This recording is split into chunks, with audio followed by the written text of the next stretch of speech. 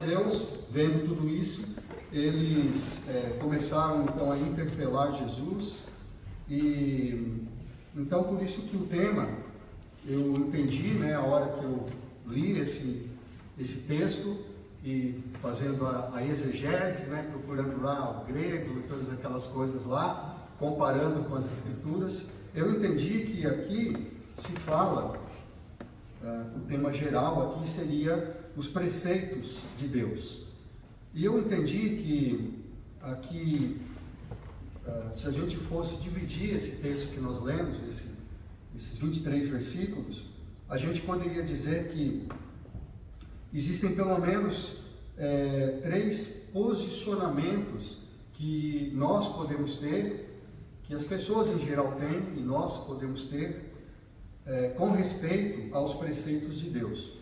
O primeiro posicionamento é o formalismo, é tratar os preceitos de Deus com formalismo, de maneira formal. Esta ideia nós encontramos nos versículos 1 a 5, porque foi quando os fariseus, aqui diz que eles se acharam ruins, se escandalizaram porque os discípulos comiam sem lavar as mãos. E aqui Marcos explica, ele faz um parênteses aqui, explicando como que eles faziam, como que os fariseus faziam, como que os judeus faziam.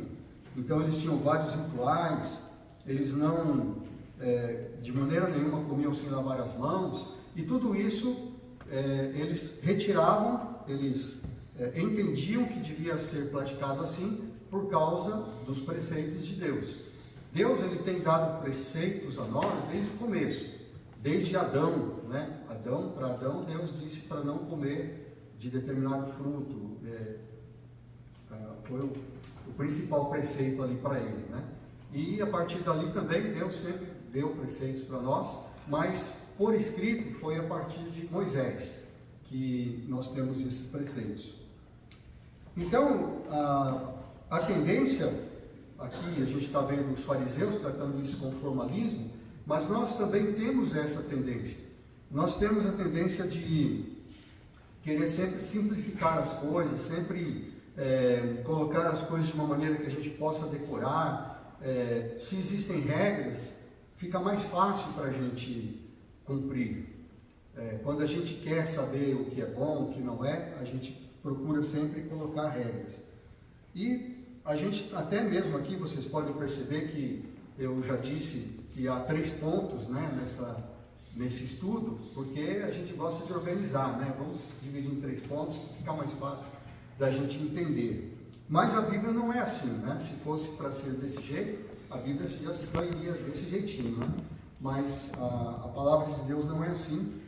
E na verdade, o que Deus quer de nós é que nós tenhamos um relacionamento dinâmico com Ele, um relacionamento de intimidade, de conhecer a palavra de Deus, para que isso se torne um relacionamento.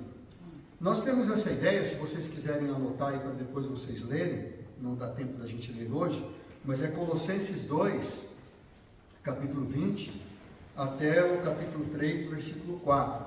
Colossenses 2, 20, até o capítulo 3, versículo 4. Termina esse texto ali de Colossenses falando: vocês não devem ficar pensando, não manuseis isto, não manuseis aquilo, não prove isso, não prove aquilo. Em vez disso, vocês devem buscar as coisas lá do alto. Vocês devem se recordar desse versículo. Buscai as coisas lá do alto, onde Cristo vive, assentado à direita de Deus, e não as coisas que são aqui da terra. Então ele está falando desse formalismo nessa passagem.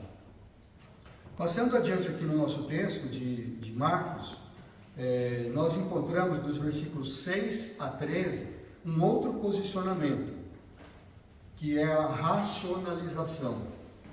Nós temos também esta tendência de racionalizar os preceitos de Deus. E é isso que Jesus diz que os fariseus estavam fazendo. Podem notar aqui dos versículos 6 a 13, que Jesus, ele cita Isaías 29, 13, dizendo: bem profetizou as Escrituras que vocês honram-me com os lábios, mas o seu coração está longe de mim. Isto é uma maneira, ele prosseguindo aí dizendo, né, ele fala que eles adoram em vão, eles procuram preceitos de homens. Aí ele fala da história da oferta, né? Você tem que honrar o seu pai e a sua mãe. Principalmente naquele tempo era muito importante isso, porque não tinha INSS, aposentadoria, essas coisas, né? Então os filhos é que tinham que cuidar dos pais quando eles envelheciam. Então Jesus acusa os fariseus de ensinarem isso, de dizerem, olha, a Bíblia está dizendo, né, a palavra de Deus, os preceitos de Deus dizem que você deve honrar o pai e a mãe.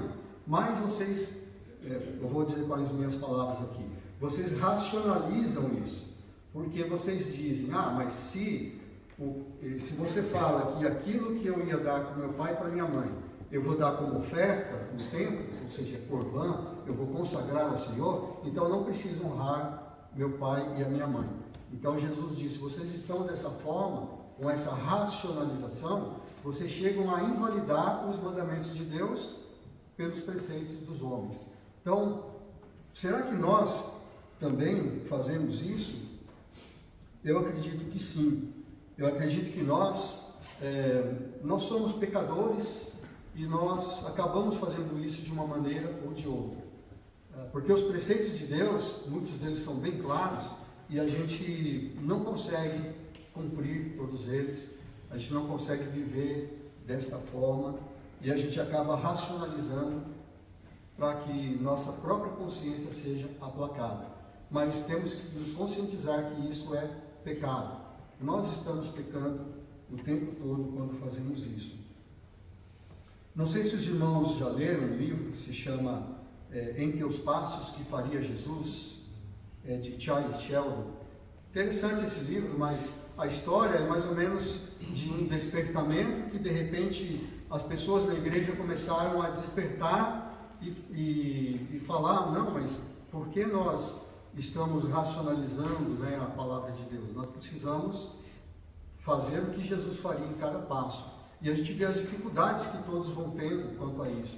Um empresário, por exemplo, que era dono de um jornal, então ele não podia publicar certas notícias, mesmo que queria vender mais jornal. Aí um outro trabalhador que era um comerciante, então ele tinha que fazer de uma forma que nunca ia enganar, e por aí vai, né? Mas a gente pode pensar, e nós não fazemos esse tipo de coisa? Por exemplo, assistimos na televisão coisas que não devia assistir, temos celular, temos bens às vezes que não precisávamos ter, né?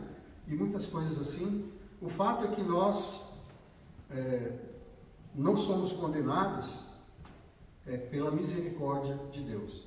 Se nós formos analisar, eu gosto daquela passagem de Daniel, capítulo 9, versículos 1 a 20, Daniel 9, 1 a 20, é quando ele faz uma oração longa a Deus, e a atitude de Daniel é assumir a culpa. Ele não culpa os sacerdotes, ele não culpa os anciãos, ele culpa a si mesmo, se incluindo, né, entre eles.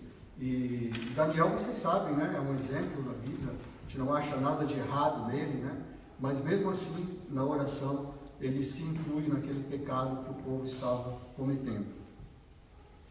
Racionalização, então esse é um posicionamento que as pessoas têm. E o terceiro posicionamento está entendido aqui nos versículos 14 a 23, é a interiorização. A palavra é comprida, né? Mas ela é importante. Interiorização, você interiorizar, você trazer para dentro de si os mandamentos do Senhor. Nós cantamos, né, agora há pouco, Salmo 19, e também bem parecido com o Salmo 119, né? Tanto que o pastor no começo pensou que era esse o versículo, mas Salmo 119, 11, o que diz? Você sabe de cor? Guarda no coração as tuas palavras para não pecar contra ti. Isso, guarda no coração as tuas palavras. Então, interiorizar, né? Guardar no coração.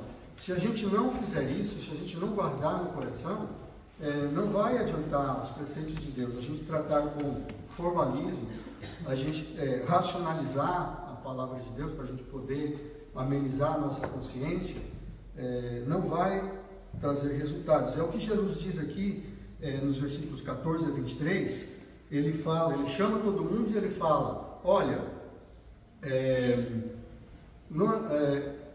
o que entra, né, porque comer sem lavar as mãos não vai causar nada para o seu coração, né? Então o que entra no seu corpo, ele não te prejudica, mas o que sai do seu corpo é que prejudica, porque ali ele diz, né, estão os maus desígnios no coração, né, a avareza, a malícia, o dolo, todas essas coisas estão dentro do coração. Então, para a gente expulsar esse mal do nosso coração, a gente tem que preencher com os preceitos de Deus.